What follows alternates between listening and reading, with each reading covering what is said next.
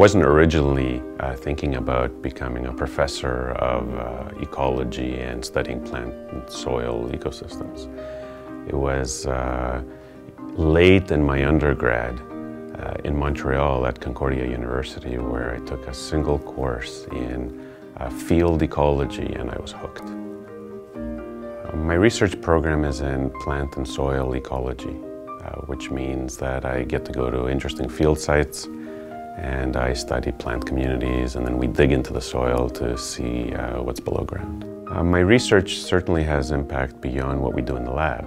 Because we study plants and soils, it has influence on agricultural systems and how they're managed, forestry systems, and how we restore ecosystems after major disturbances. Mining is one of those activities that removes all living organisms from an ecosystem. The work that we do informs us how we could return those organisms back to the ecosystem. UBC Okanagan is a great place to do this kind of work for a couple of reasons. The first reason is that we're in the middle of a very diverse landscape, one of the most diverse landscapes in the country.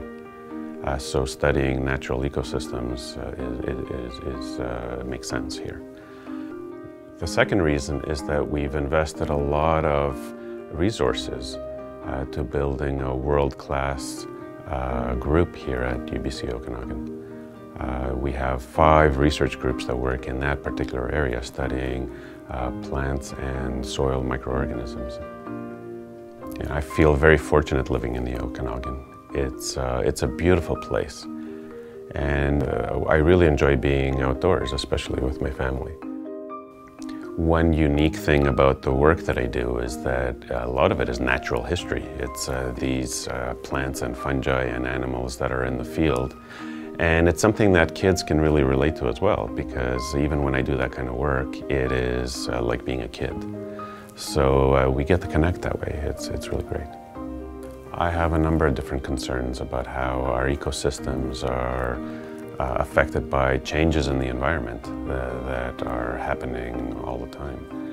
Invasive species, changes in climate, weather patterns, and the human footprint. The amount of destruction that humans perform on our natural ecosystems is a big problem.